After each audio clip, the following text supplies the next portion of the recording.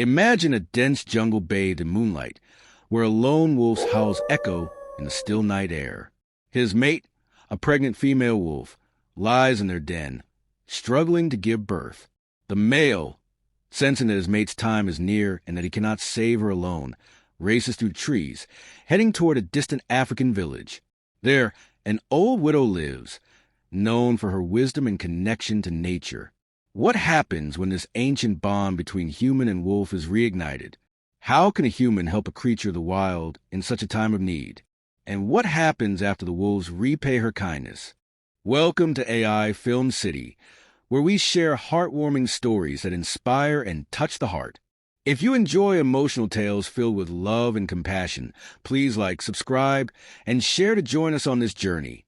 The old widow, known as Mama Zuri, lives a humble life in an African village on the edge of a thick jungle. Having lost her husband many years ago, she finds solace in caring for the land, growing medicinal herbs, and telling stories to the village children. She is respected in the village, but often spends her days alone, missing the companionship she once shared with her late husband. The villagers speak of her ability to connect with animals, an old legend that claims she once healed a wounded lion cub.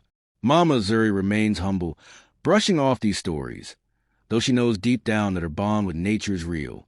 One quiet evening, as she sits on her porch, watching the stars, she hears a distant howl. It is unusual to hear a wolf so close to the village. As the howls grow louder, her heart quickens. She rises from her chair, peering into the dark forest beyond her home. And then, out of the shadows, the male wolf appears. His eyes lock with hers, filled with desperation. She knows this is not a random visit. This creature needs her help. Mama Zuri, with a mixture of fear and curiosity, follows the wolf into the jungle. She grabs a small bag of herbs and medicinal tools, knowing that something important awaits her. The forest is dense, the air humid and thick with the sounds of nature.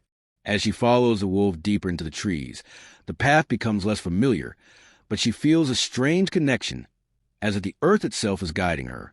The wolf leads her to a secluded den, where the female wolf lies in distress. Mama Zuri quickly realizes the situation. The wolf is in labor, but something is wrong. She kneels beside the animal, speaking softly in her native tongue, offering calming words. With the male wolf watching intently, Mama Zuri uses her knowledge of herbs to ease the pain and guide the birth. Hours pass, and with each moment, Mama Zuri grows more connected to the wolves. She carefully helps the female, and soon a single wolf pup is born. The mother wolf licks her newborn while Mama Zuri steps back, exhausted but relieved. As the first light of dawn breaks through the trees, she knows her work is done. But little does she know, the wolves have plans to repay her. Weeks pass after the eventful night in the jungle. Mama Zuri has returned to her quiet life, tending to her garden and helping the villagers with small ailments. But something has changed within her. The bond she formed with the wolves lingers in her heart. She often finds herself looking toward the jungle, wondering how the wolves are faring.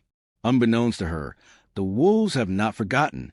The male wolf watches over Mama Zuri from a distance, ensuring her safety as a silent guardian. One evening, as she prepares to head to bed, she hears a rustling at her door. When she opens it, she finds a small, intricately woven gift made of leaves and twigs placed on her doorstep.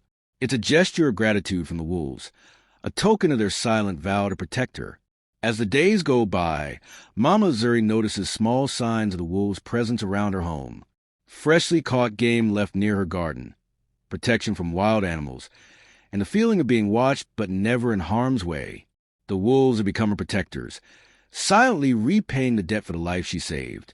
One fateful day, danger strikes. A group of hunters from a nearby town enters the village, boasting about their plans to hunt in the jungle. They speak of wolves, seeing them as threats, and promise the villagers they will rid the area of these dangerous creatures.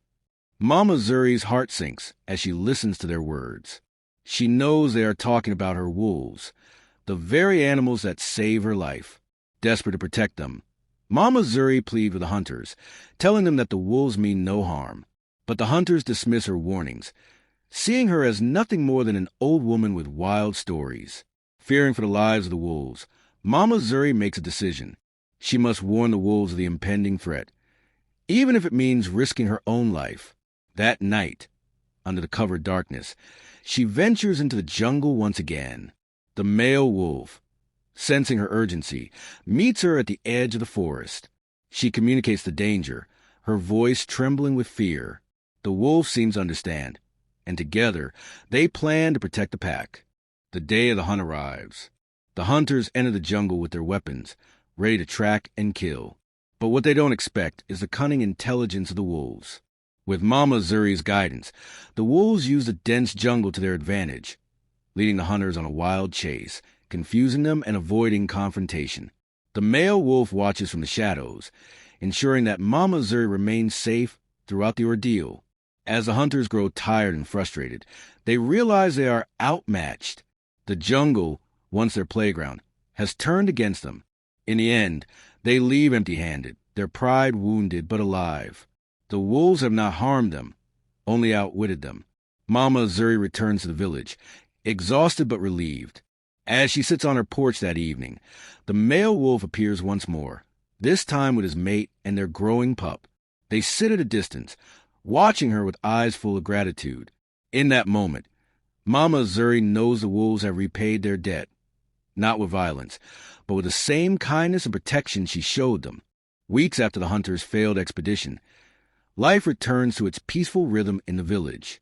The villagers, who once dismissed Mama Zuri's connections with nature, now look at her with newfound respect. The story of the wolf protection spreads, and Mama Zuri becomes a living legend. Children gather at her doorstep to hear her stories of the jungle, and the village begins to view the creatures of the wild with more reverence. However, Mama Zuri knows that the balance between human and nature must be maintained. She doesn't want the wolves' gesture of gratitude to be misinterpreted. One morning, as the first light touches the earth, she goes to the jungle one last time, accompanied by the male wolf. She carries with her an offering of herbs, fruits, and a small prayer. She places the offering at the base of a great tree, the very place where she first met the wolves. As she leaves the jungle, she feels a sense of peace wash over her. The wolves have become her family, and she their protector. The bond between them is unspoken but everlasting. Seasons change, and with them, the landscape of the jungle shifts. The wolves continue to thrive, with the pack growing stronger. The male wolf, now older, watches over his family with a sense of pride, knowing that they are no longer just creatures of the wild, but part of something greater. One afternoon, as Mama Zuri sits by her garden, an unexpected visitor arrives. A young wolf, one of the pups she helped bring into the world. The wolf approaches cautiously, eyes bright with curiosity. It's a quiet moment, a symbol of the circle of life that Mama Zuri has come to understand so deeply. The wolf stands for a moment, then turns, as if to return to the jungle. Mama Zuri smiles softly, knowing that the wolves will always remain a part of her world. Her life, once solitary, is now intertwined with the wild creatures she's come to protect. The village has flourished, and Mama Zuri's legend will live on, not only in the hearts of the villagers, but in the hearts of the wolves as well.